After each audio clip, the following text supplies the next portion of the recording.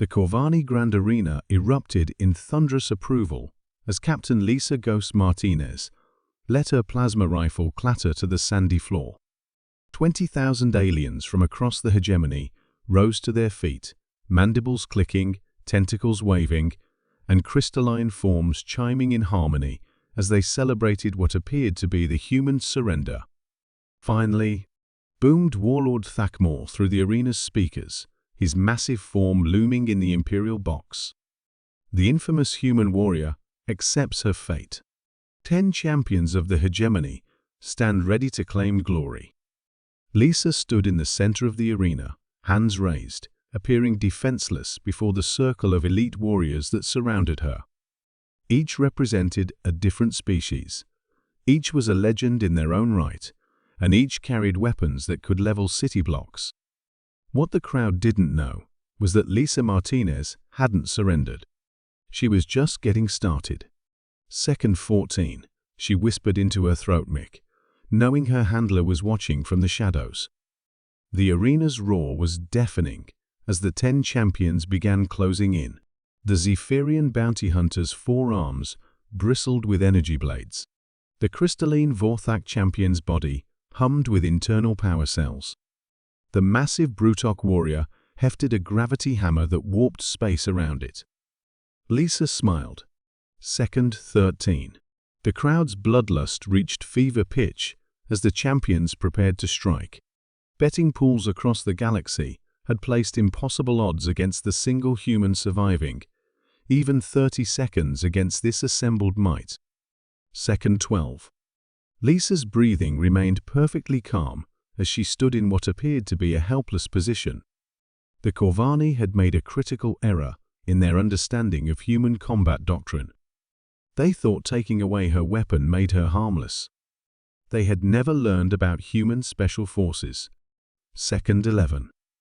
The Zephyrian moved first, all 4 arms striking simultaneously with energy blades that could cut through starship hull plating.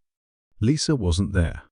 She had dropped to the ground, rolled between the alien's legs, and come up behind it in a movement so fast the crowd barely registered it. Second 10. The Zephyrian's throat was crushed before it could turn around. Lisa plucked one of its energy blades from nerveless fingers and kept moving. Second 9. The Vorthak champion spun toward her, internal power cells, charging for a devastating energy discharge. Lisa hurled the energy blade with inhuman precision, piercing the alien's primary power node.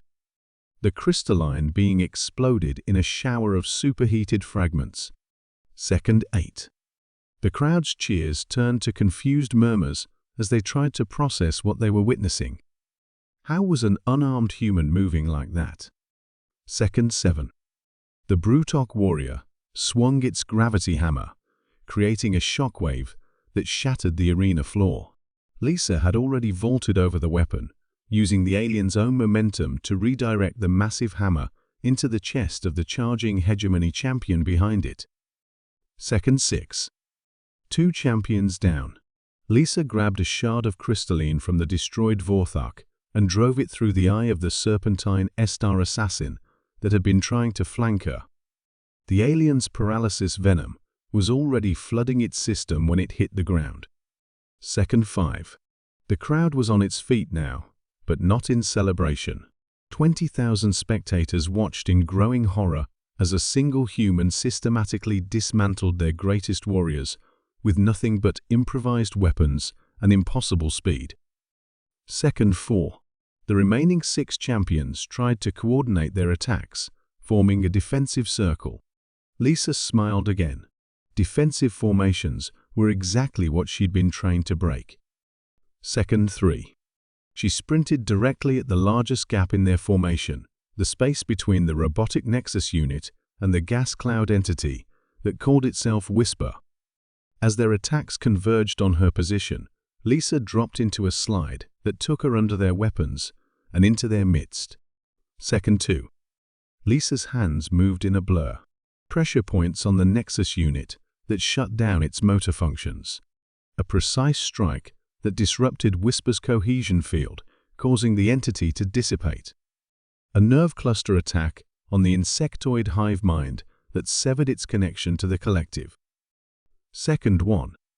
The last 3 champions, a powered armor-wearing Corvan elite, a bio-enhanced hegemony super soldier, and an energy being from the void, found themselves facing a human who moved like physics, was optional, and struck like a natural disaster. Time. Lisa stood in the center of the arena, surrounded by the broken forms of 10 champions who had never known defeat. Her hands were empty again, but the arena around her was painted with the evidence of what human special forces could accomplish in 14 seconds. The silence was absolute. 20,000 spectators stared in shock at a scene that defied everything they thought they knew about combat, about humans, about the natural order of the galaxy. Warlord Thakmor's voice finally broke the silence, trembling with what might have been fear. How? How is this possible? Lisa looked up at the Imperial box, her expression calm despite the carnage around her. You made a mistake, Warlord. You thought taking away my weapon made me harmless. She gestured to the fallen champions. You forgot that humans don't need weapons. We are weapons. The arena began to empty as spectators fled in terror. The strongest warriors in the hegemony had been defeated by a single human in the time it took most beings to take a breath.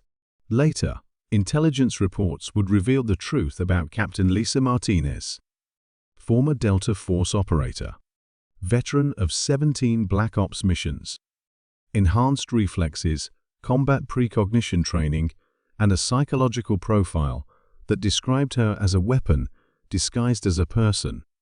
But in that moment, as alien civilizations watched their champions fall in 14 seconds, they learned a more fundamental truth. Humans didn't become dangerous when they picked up weapons. They became dangerous the moment they decided to fight. The arena was empty, but the message was clear across the galaxy. Never, ever assume a human is helpless just because they appear to be unarmed. Because to a human, everything is a weapon, including themselves.